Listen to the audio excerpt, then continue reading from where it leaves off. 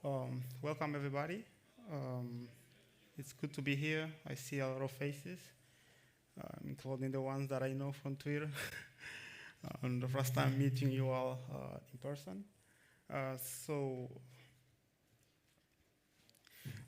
my talk, the foundation of GPU programming, is basically to provide more insight how to use the underneath capabilities of GPU chips. So my name is Filipe Mulonde. I am from Angola. It's a country in the sub-Saharan Africa. I have a bachelor degree in software engineering, a master degree in applied mathematics and computer science. And since these years, I've been working with the Safari Research Group at ETH. We work on computer architecture. We build tools like simulators and many others that simulate systems. We also have a lot of open source tools that we use that are public, and many people here and some of the most used language here is C++ and C. So if you wish to contribute, you can also join. So the Safari stands for safe, fair, robust, and intelligent computer architecture. We work in the entire stack of computer architecture for memory controllers, memory systems, and many other things. And at Safari Research Group, I work with a PIM, that's a processing in memory. Basically, as you can see in the speaker by this side, the particular chip that I work with, the AppMem chip, where we add computability inside of the chip itself, inside of taking the data from the entire cache hierarchy to compute then in a particular accelerator or in the whole system as a CPU. So the Safari Research Group is led by Professor Onur Mutlu, that recently won the 2022 Google Security and Privacy Research Award. The Professor Onur Mutlu have a YouTube channel where he provides a lot of contents in computer architecture, like and many other kind of talks. So there is a lot of classes in about different computing paradigms, like GPUs, CPUs, processing using memory, and the group is also heavily focused on genome analysis. I work with genome analysis for processing using memory. We also have a lot of lectures on how to process the human genome, and not only. And this lecture, I don't know, my slides are failing. I don't know why, so I would definitely try to shift it because it's not working. So let me just use the Google side instead. I hope I have internet here.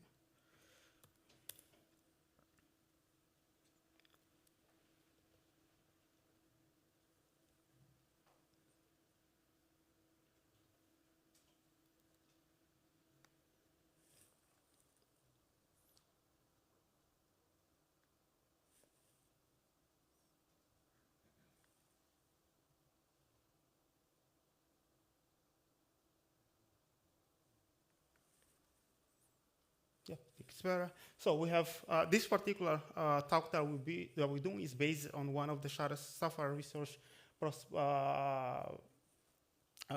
set of lectures on heterogeneous computing systems. As you can see here, we also have the Safari Live seminars where we provide a lot of content on what is going on in academia and industry. So we invite experts from the field of computer architecture and system in general to give talks on the cutting edge research that they're doing. So I highly recommend to follow Safari research groups if you want to know what kind of computing and what kind of programming you all will be doing in a couple of decades. And the heterogeneous computing system is given by the Dr. Juan Gomez Luna, as you can follow him on Twitter. So now back to my talk, the foundation of GPU programming. So here is the outline, how we start with the motivation. So the motivation of this talk starts with this question. So when to run this? And where, and why would you run this? So you have a CPU and you have a GPU, so where will you run this? Here we assume that n is 1 billion, for example. So you can stay with this, the answer for this question for yourself and see if at the end your answer is compatible with mine, because the rest of the talk I will try to describe why GPUs are more suitable to run this kind of code than CPUs. Because the important thing here is not only to know where to run, but we need to be able to justify. We as a programmer, we work on workloads that the most suitable processing unit for this particular workload at a given time changes, right? You can have an entire program where the behavior change. So in the first section of the blog is suitable for CPU, and the half blocks of the section of the program are more suitable for FPGA or even GPUs, for example. So it's really important to know where to run which piece of code. So let's start with the background. The background of this talk is to give a small introduction where GPUs come from. So because the goal of the talk is to make people to be able to reason about GPU programming. So to start out, we start with the Flynn's taxonomy of computing on his paper on 1966, very high-speed computing systems, where he described different computing systems like SysD, and we have SysD, we have SIMD, we have MSD, and we have MMD. But the focus of this talk is these ones, is single instruction is SIMD, where single instruction operates on multiple data elements. And SIMD can be implemented with two different kinds of processors. We have an array processor and we have a vector processor. So let's start by describing a bit what's data parallelism. So data parallelism is when concurrence arrives from applying the same operation in different data elements. So like a single instruction on multiple data SMD, for example, when you are applying the dot product of two vectors, for example, it's in construct with the data flow where concurrence arrives by performing different operations at the same time or in parallel. And the same construct with threads where concurrence arrives by executing two different threads of control in parallel. And basically, CMD exploit operation level parallelism of different pieces of data. Some operation concurrent apply in different pieces of data. It's kind of instruction level parallelism where the same operation be applied to different data. So let's start talk about CMD processing. So as I said, and we keep saying it a little bit more, single instruction operate on multiple data, but this kind of operation can be both in time and now can happen also in space. And in this system, for example, we assume that we have different processing units or execution units. And these execution units can operate in space and in time. Looking forward, I will show more how it's done. So, but basically, the array processor instructions operate on multiple data elements at the same time using different spaces. Spaces here we mean like processing engines, for example. And we have a vector processor where instructions on multi-data element on consecutive time steps using the same steps. So in the next slide, we will see how it is done. So here we have an example. So you have this stream of instructions. Basically, what we're trying to do is to load an array to a particular vector. So here we talk about a vector operation because we talk about CMD. So here, these instructions are vectors. That's why you can see that we are loading 4 memory locations directly to a vector, and then we're adding adding 1 to all the elements of this vector, and then we multiply 2 to all the elements of this vector, and then we store the results that the results that are in the vector back to the memory location where we fetch the initial values. So let's see how array processor works and how a vector processor also works. So in an array processor, we have processing engines. So we have 4 processing engines, and all these processing engines have the ability to compute different instructions. And because of that, we can operate on different pieces of data the same instructions at the same time. So in the first cycle, we can load the 4 elements of that array, and then we can perform the add at the same time. We can also then perform the multiplication and then to store back the data. In a vector processor, it's different because what we have here is processing units that can only perform one kind of computation. For example, the first one can only load data, the second one can only add, the third one can only multiply, and the last one can only store data. So here what we do in order to apply the same operation on different data, so in the first cycle we load the data, In the second cycle, what we do, we load the next data in the first functional unit because it's already free, and we move the data where we load to the add function unit. Basically, what we do in a vector processor is pipelining, and we keep going until we perform the rest of the operations. So what we have here is that in our array processor, we perform the same operation in the same at the same time in terms of time. And here, at the same time, we are performing different operations. Here, we perform equal operation. Everybody's, in a particular given cycle, everybody's performing either load, either add, either multiplication, either store. But here, at the same time, we are always computing different operations because we are pipelining. And in terms of space, this one in space is always computing the same instructions, but an array processor in space is always computing different instructions in the case of these streams of instructions. So let's give a little more background on what is vector processor, because we will see how GPU have the underneath structure of a GPU is heavily based on an array and a vector processor. So a vector is a one-dimensional array of numbers, and many scientific and commercial programs use vector, and we have a loop here showing the particular operation on vectors. But a vector processor have a set of requirements that need to be fulfilled before we start computing on them. So the basic requirement is that we need to load and store vectors into registers. We need to operate on vectors of different lengths, and for that, a vector processor always provides a VLane. It's basically a register where we specify the maximum element that we have in a vector. An element of a vector may be stored apart of each other, and for that, we also need to provide a stride, basically how we access consequent elements of a particular vector in memory. So here we have an example of a multiplication of matrix. So the matrix A and B both store in row measure order in memory. So in order to perform the matrix multiplication, what we do, we load the first row of the A matrix.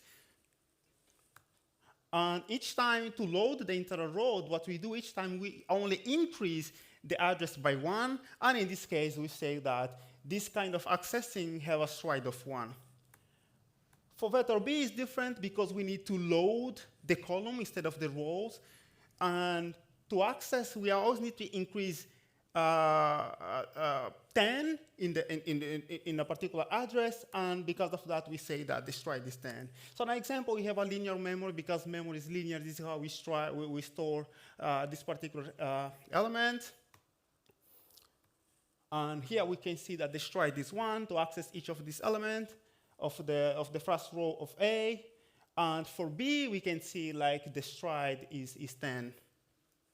And we will see how it is important later. So a vector instructions perform an operation each element in the consecutive cycle. Vector units are pipelined, and each pipeline stage operates on different data elements. And because of the lack of basically CPUs, they perform a lot of pipelining, but the pipelining in a particular CPU cannot be so deep because of the dependency that we have in CPUs. And we will see how DPUs deal with these particular problems, and how is to explain how vectors are so connected to GPUs, because this is what particularly inspired the existence of GPUs. We will see, like, in a particular GPU, we don't have intra-dependencies between data. Later on, we will see how it's performant, but let's stick with a vector. So in a vector, we don't have intra-vector dependencies. You don't need hardware interlocking. There is no control flow within a vector, but we will see that we can have it in GPUs. And we need to know the stride. And the stride, when we have a stride in a vector, it allows to perform a lot of things quickly. For example, we can do prefetching because you all know which is the next data that we need to fetch from memory, and then we can do early loading. I think we can skip that one. So we have here an example of particular vectors. So each vector holds n bit of values, and we have control registers like vector length and vector vector stride and vector mask. The vector mask we use basically to decide in which data of a particular vector we should not operate on or perform a particular operation. So, but we start with another interesting fact that it also exists in modern GPUs that was previously solved by vector architectures. So it's basically, you need to load data.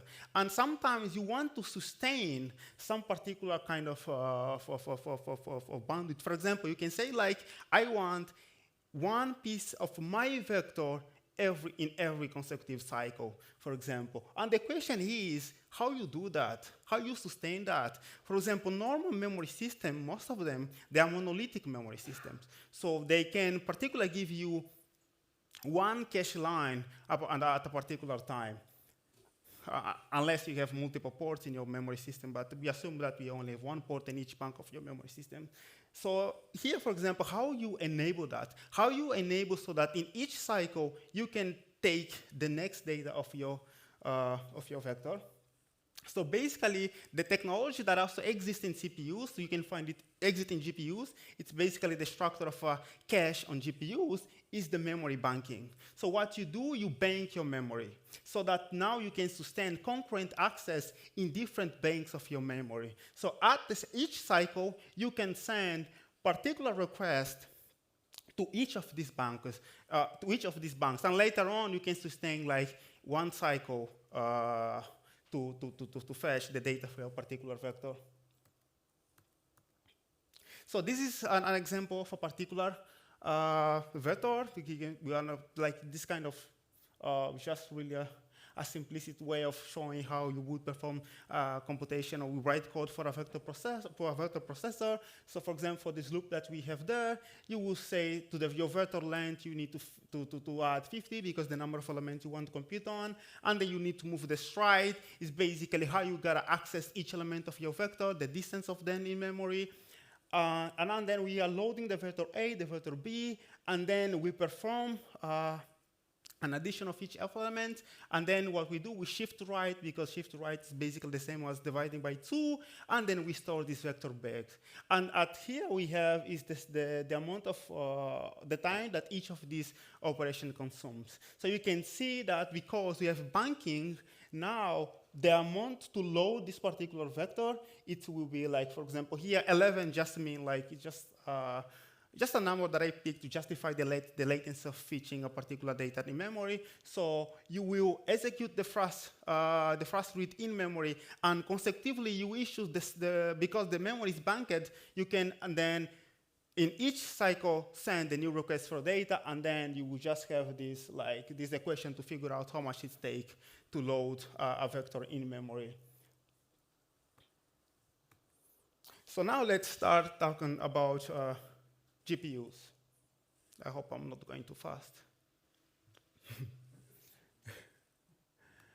So GPUs are just an intersection of an array processor and a vector processor, besides other things. But fundamentally, they are this. This is what inspired GPUs. It's just really array processor and vector processors.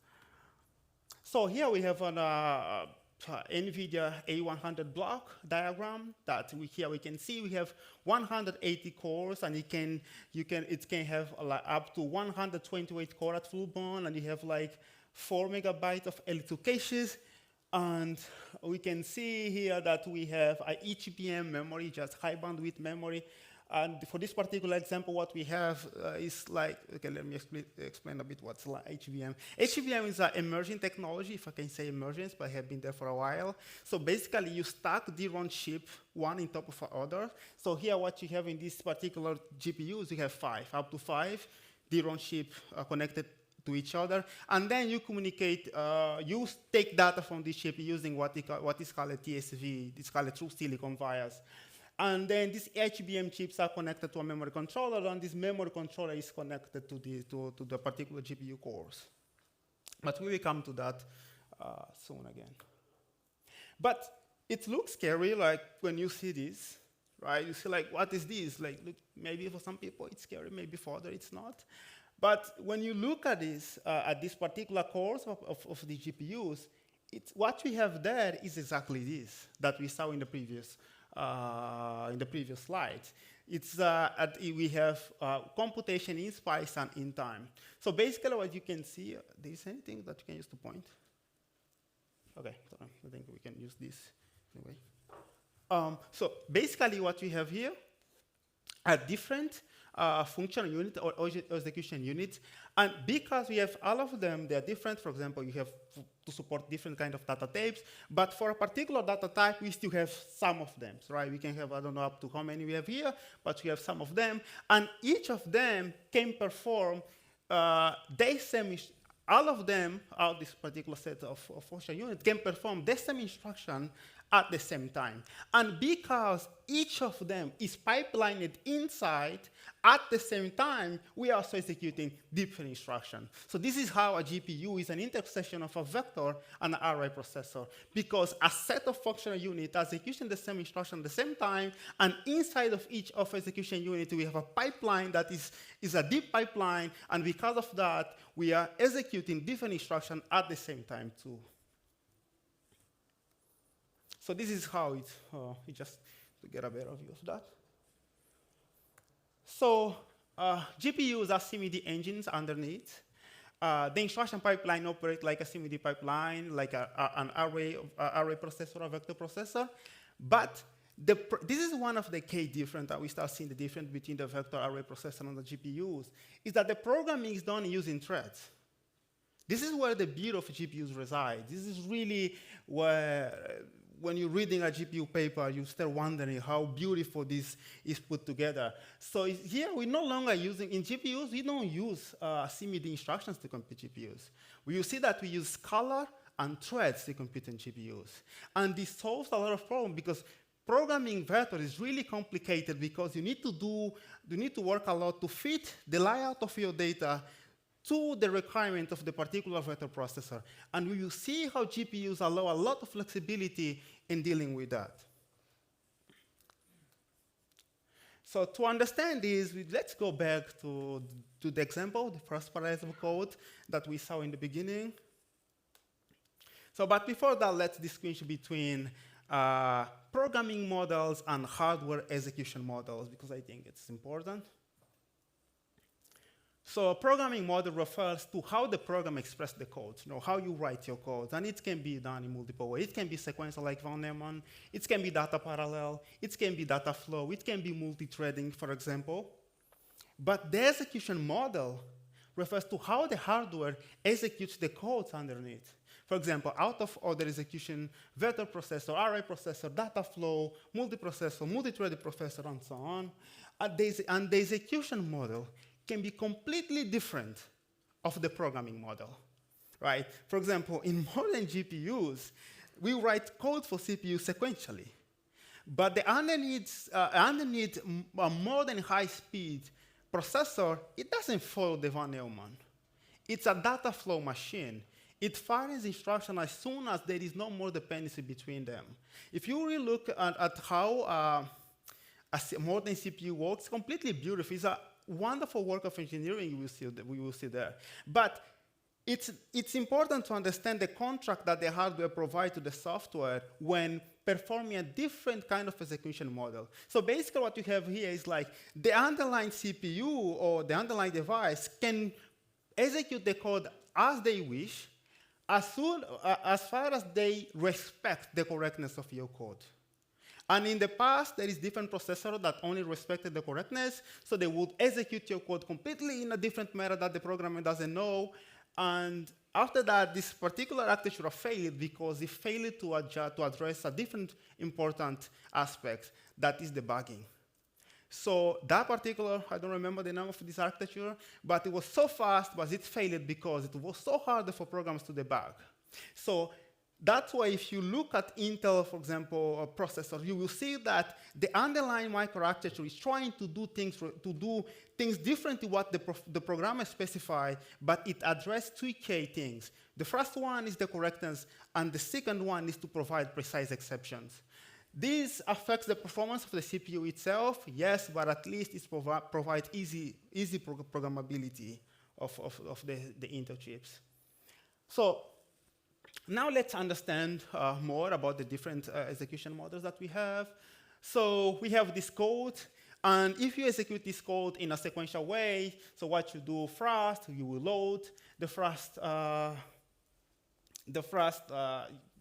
address, the first memory location, and then you load the second, and then you perform addition, and then store, and then you go to the second iteration, and so on. So this is how you do it sequentially. But you can exploit different parallelism, like even from this code, for example. And let's see which kind of them we can do. So we assume that the programming model here is sequential. And then this sequential model can be executed in different underneath hardware. So you can have a pipeline processor to execute this sequential code.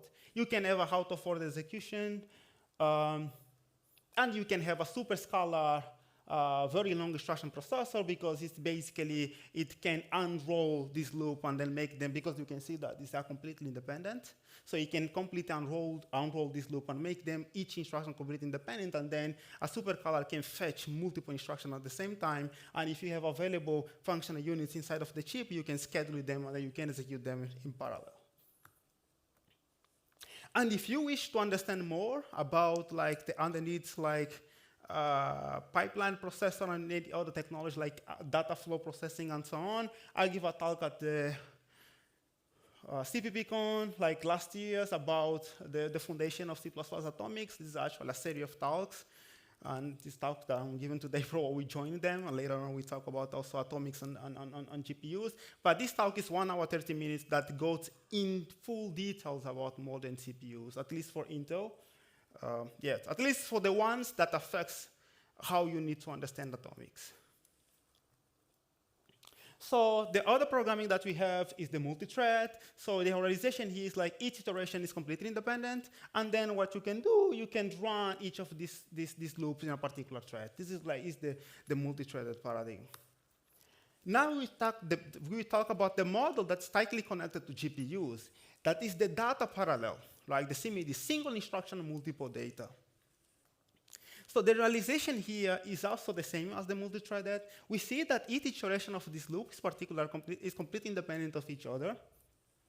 And the compiler or the programmer can generate a CMD instructions to execute the same instruction for all across the data. So basically what we have here, we take different interactions. Let's assume that we have a loop of 2 elements. We take each loop, each iteration of the loop, and we schedule it to a particular thread. And then these 2 threads will always be executing, but let's assume for now, the same instruction at the same time. So basically, you're performing CMD, not using vectors, but threads. And inside of each of these threads, the model of the data that you have is no longer vector, it's completely scalar. So this kind of loop is best executed in a CMD processor for a variety of reasons. If you try to execute something like that in a CPU, you can get a bit of performance, but the overhead that is there, GPU is really the heterogeneous proposal and tackles a lot of dependencies, a lot of overhead that you will pay. You can see this code is completely clean, no dependencies. So executing this in a CPU will pay a lot of overhead. So let's see, like this code is after we see that this code is vectorizable, let's see how you can execute them in this particular model. So basically, as I already said, you have like 2 different iterations of the loop, and at particular time, these 2 threads will be computing the same instruction. So in the first cycle, they will load. In the second one, they will load again. In the third one, they will add. And in the last one, they will store. You can see they are performing kind of a look-step execution here. So basically, different threads are now putting together, and essentially, they are sharing the same program counter. So this particular mode is also called single program, multiple data. The GPU nomenclature for that is single instruction, multiple thread. This is how NVIDIA uses it. And then just really, we can have more and more, and going forward to this talk, we will see how we can tackle multiple threads and how the underlying structure of the GPUs. So as we say, GPU is a CMD machine, except it's not programmed using instructions. It's programmed using threads. Each thread executes the same code, but operates on different pieces of data. Each thread has its own context. This can be treated, restarted, executed, completely independent. You don't have this flexibility in a vector processor because the vector processor say that you need to operate all the operation at the same time. You don't have this independability of your different elements of your vector. And this is how GPUs give you this flexibility here. So a set of threads executing the same instruction are dynamically grouped into a warp. The AMD nomenclature is called wavefront.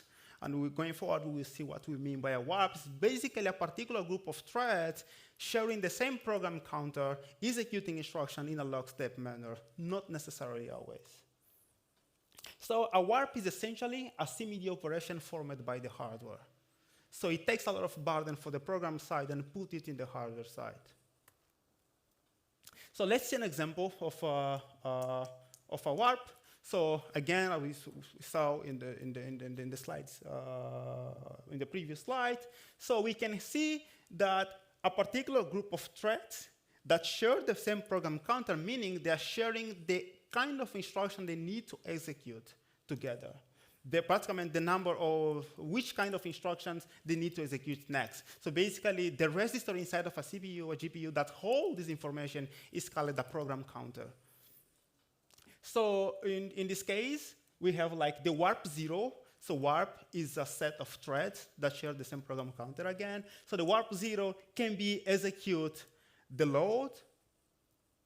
And after one cycle, it can be executed in the next load, and then we can execute also the add and the store. The most important thing is to give attention to the warp. Warp means a group of threads because we can have multiple warps in a GPU.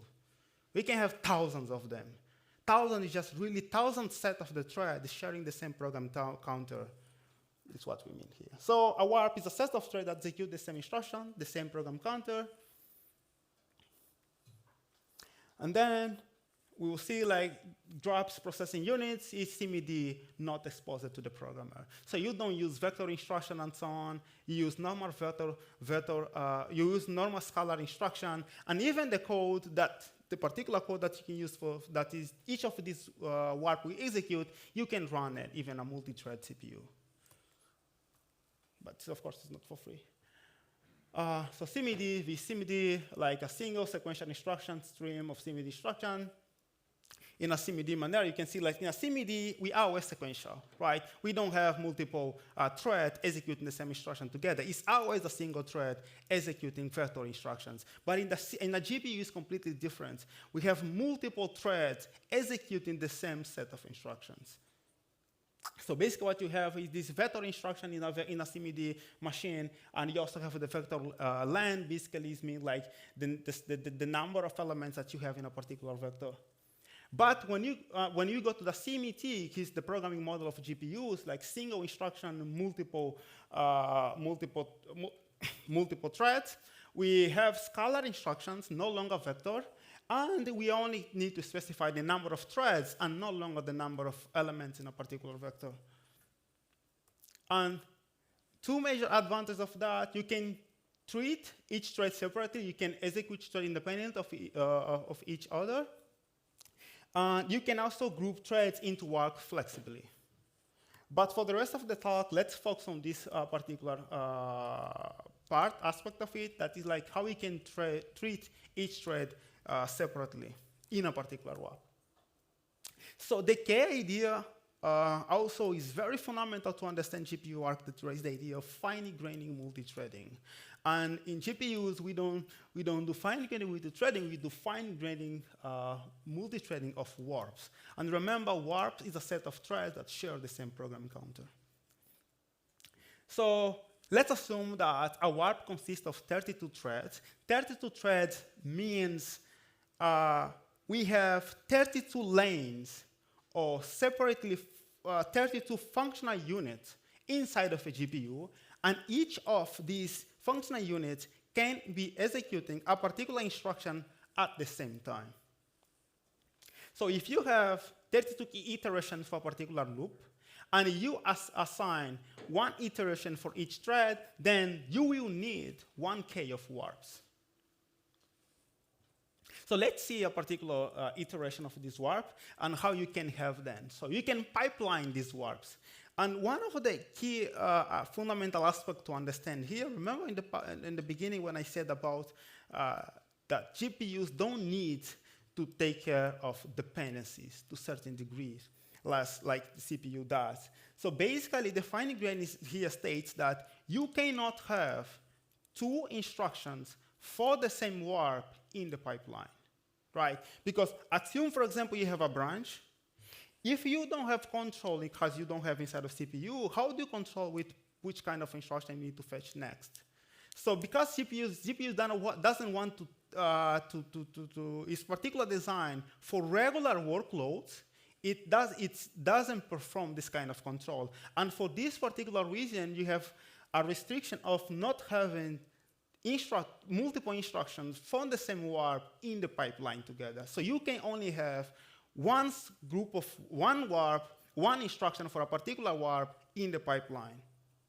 So for example, here what we have like the warp number 1 at particular program counter. The program counter is which instruction the warp is executing. So the warp 1 can be executing the first load. You can have the warp 2 executing the second load because it already completed the first load. You can have the warp 5 computing the add, and you can have the warp 4 computing the store. So you can see we have different warps in the pipeline. And these warps, again, are a set of the threads operating on different pieces of the data, the same instructions. So let's talk a bit more about fine-grained multithreading, as I already say. And we will see, like, going forward how it is important. So we just take like the advantage of the fine-grained multithreading. So at the hardware level, you don't need logic for how they control and data dependency within a thread. It tolerates control and data dependency latency by overlapping. We will see going forward what we mean by that. It improves pipeline utilization by taking advantage of multi-threads. But it also has disadvantages. So single thread performance suffers a lot, as we saw in the thread before, right? So basically, you cannot have this particular group of instructions is assigned to a particular thread, but you cannot make a particular thread be executing multiple instructions that it has in the pipeline. You can always only pick one. So for single thread, it's really problematic, and we will see how, like, if you don't have enough number of threads, performing computation of GPUs takes you almost nowhere if your goal is to gain performance. So again, we can see here, fine-grained multithreading of warps. Here we have a particular idea. Here we have an example of a warp. So it came from this paper, NVIDIA tells us unified graphic computing. So we can see a particular warp. We can see the common program counter. We can see the number of scalar threads inside of the warp. And we can see that the instructions there are completely scalar. And then here we have example of the fine-grained. So basically, each time, the underlying architecture pick a warp to send them to the pipeline. So this is also a particular example for NVIDIA of a GPU architecture. We have a memory system connected to a memory controller. We have interconnection network. And then we have this what called a sharded core. And inside of the sharded core, what we have the register file together with the mask. We will see how important masks are later on. But what we do, we fetch a particular instruction for a particular warp. We decode this particular instruction, and then we assign particular threads inside of the warp to each of the CMD instructions. So that's why you have multiple lanes inside of a GPU. So this is the idea of the fine-grained multithreading. It also provides one particular benefit on GPUs. So it's basically when you fetch, for example, as you can see above, we have different warps, and then we perform the same thing. We fetch, we decode, we access registers, we perform computation. But if a particular warp needs to access the global memory that takes hundreds of cycles, what the fine-grained multithreading will do, it will take this thread away, we isolate it while it's requesting the data, and we use the pipeline to compute warps that have the data already in the cache or in the registers.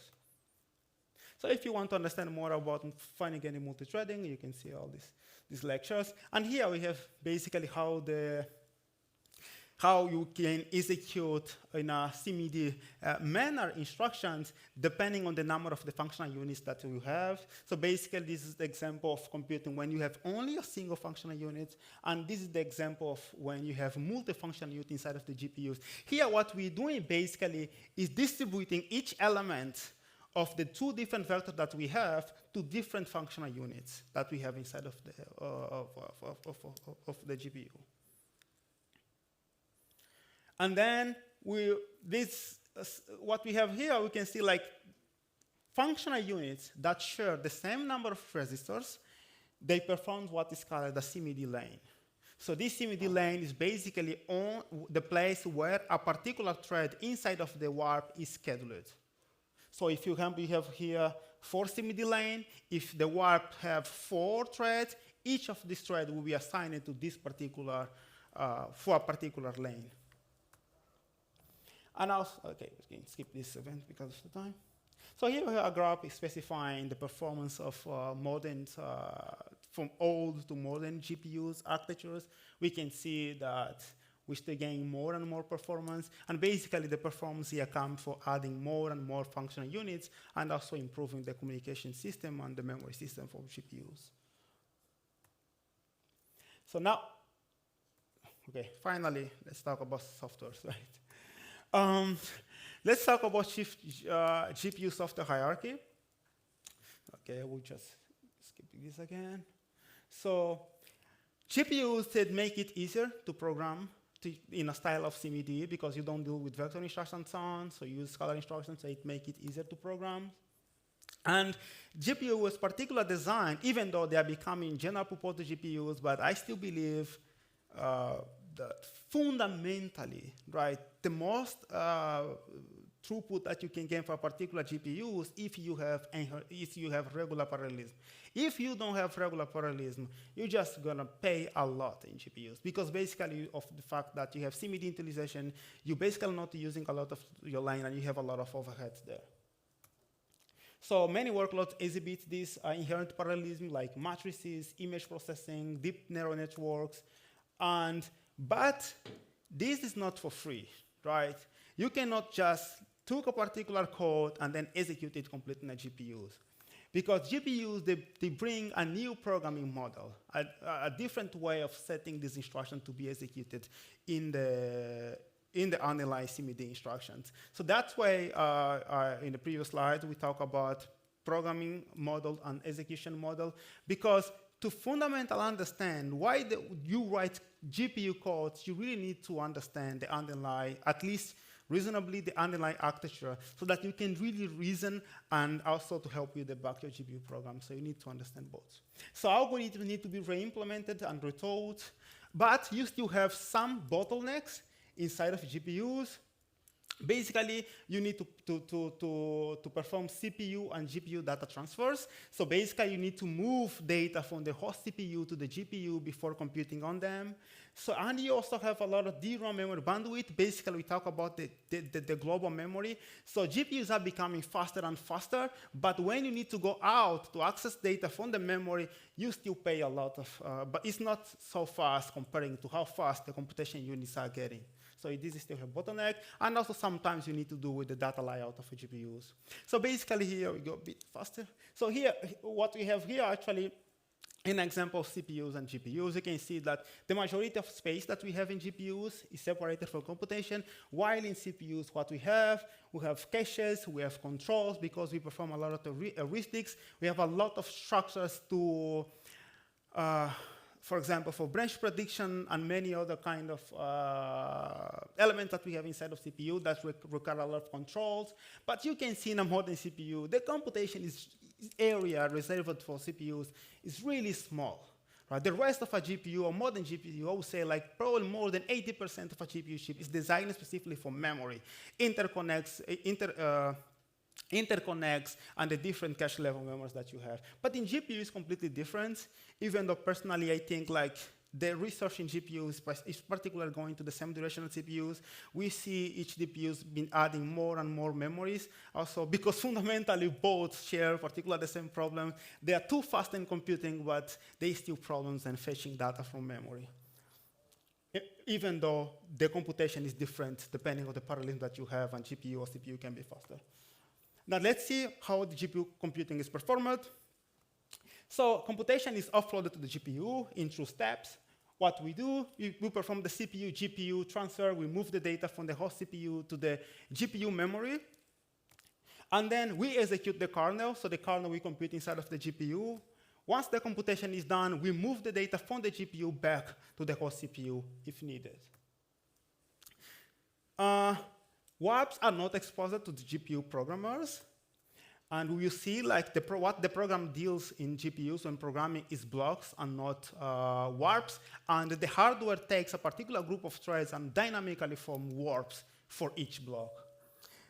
And normally what we have in a system is a kind of a heterogeneous system where we have CPU, GPUs, and we can have other devices.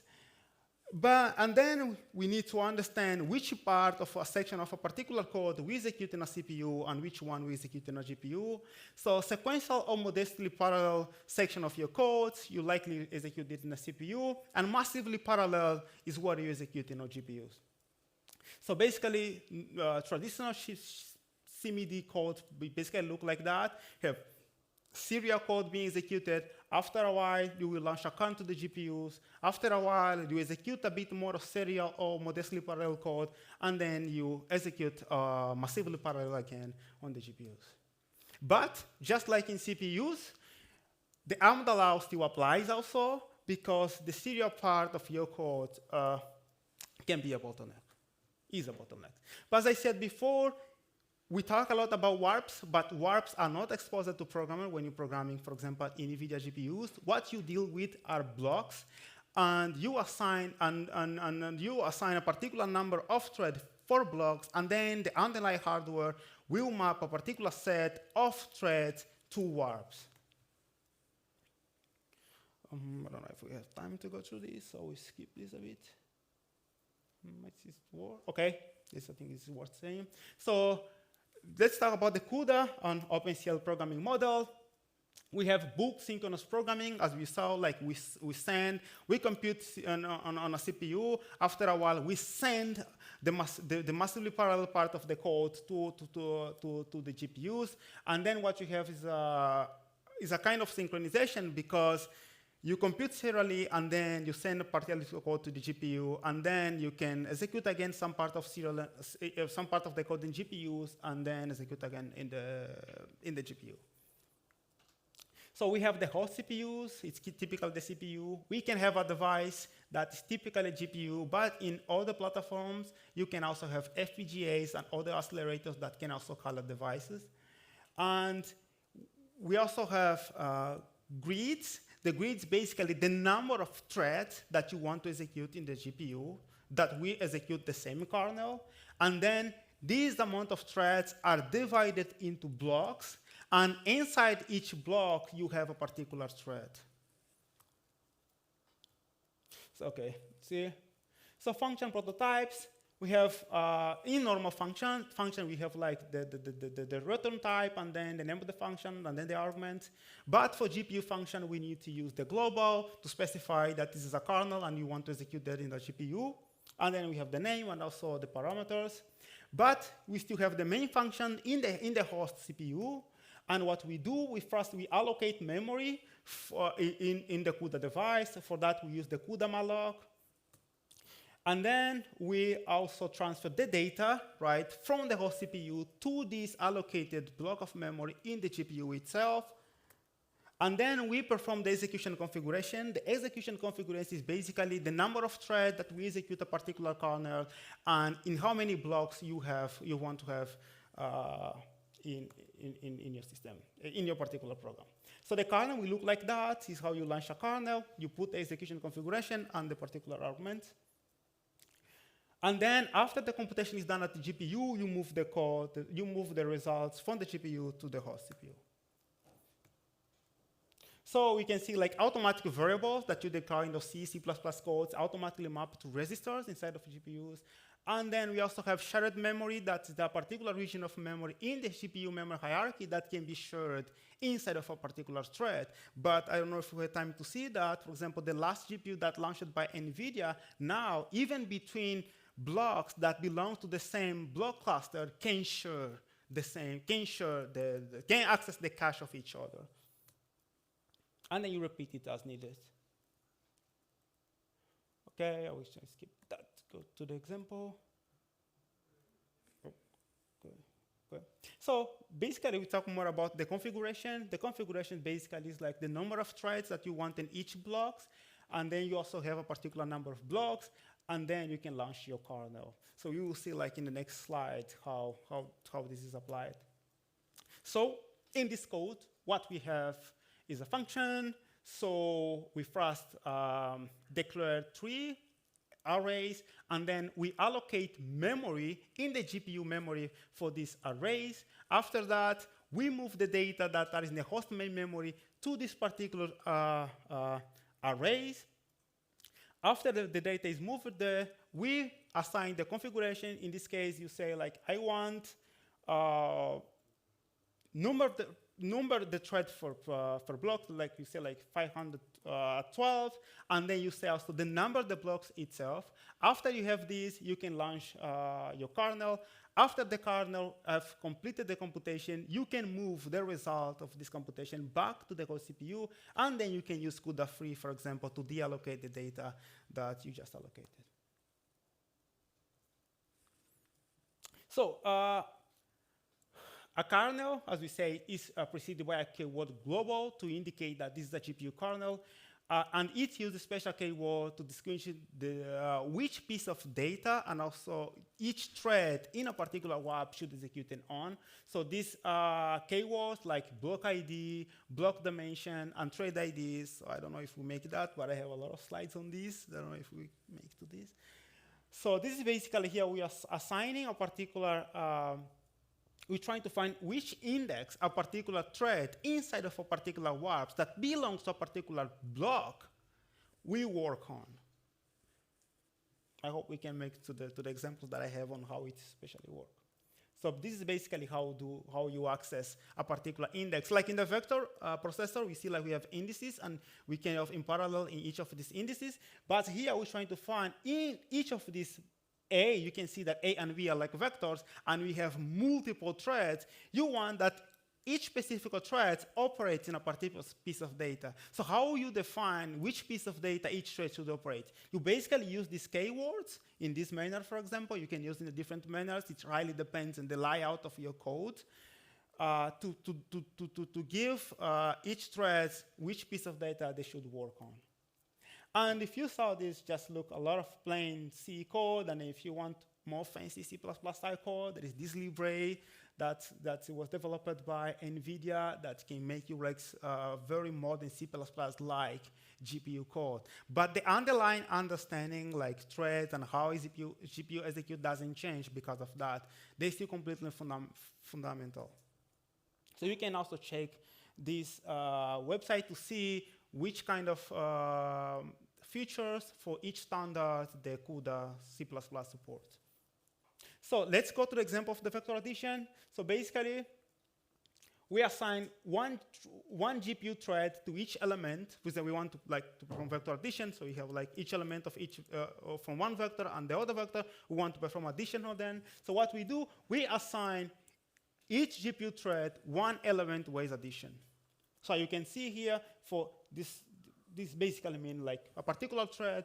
So for this particular thread, we assign a particular element-wise addition. And then the problem, like you can have thousands of threads. You can define in your configuration, I want like 2,000, 3,000 threads. But GPU's architecture, they are divided into cores. And one core only supports a particular number of,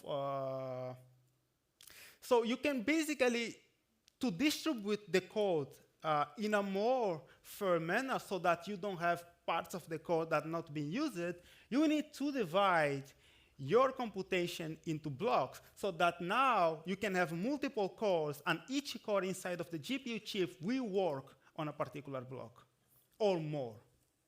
So then we divide the computation into blocks, and then we send each of these blocks to a particular GPU core. So this is a particular example. So what we have here is the device, the chip itself, and then we have, for example, a kernel. A kernel greets basically the number of threads that you want to execute your code.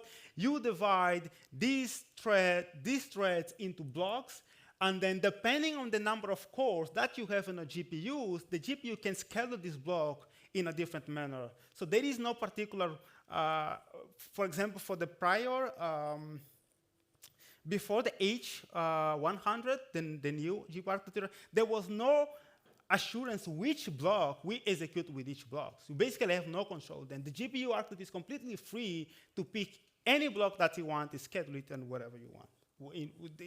Depending on also in the number of devices, basically cores that you have in the same chip. So here we have a particular scheduling if you have only 2 cores in a particular GPU, and here if you have 2 cores in a particular GPU.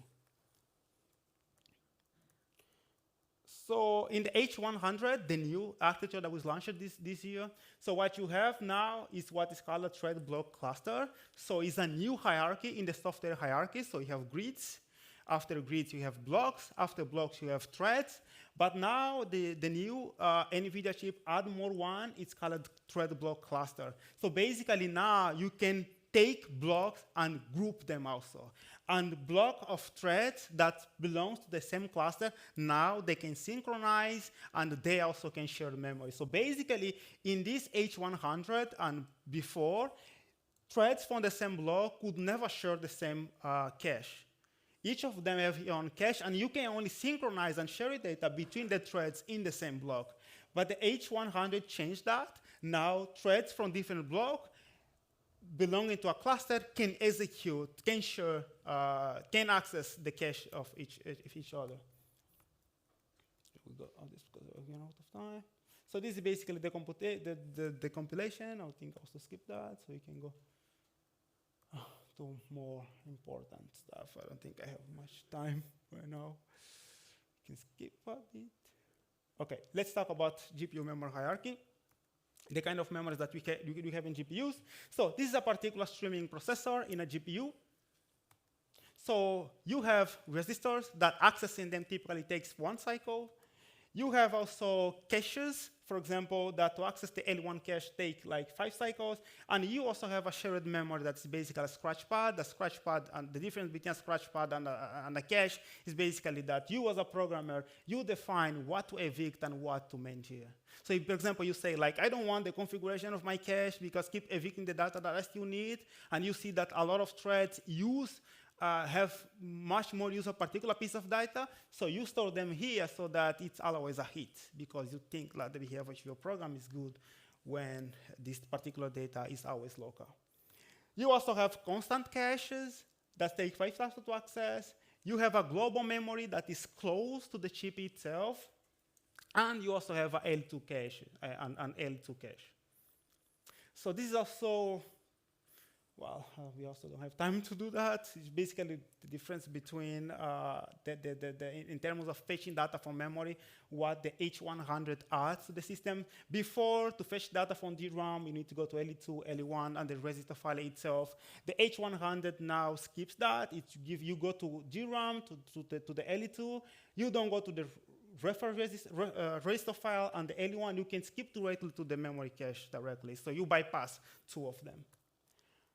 And the new one that was launched this year add more to that. So before, a thread was responsible to calculate the address that you want to take from memory. The new architecture now add a specific computation unit that perform the calculation of the address asynchronous to the computation going on to the threads.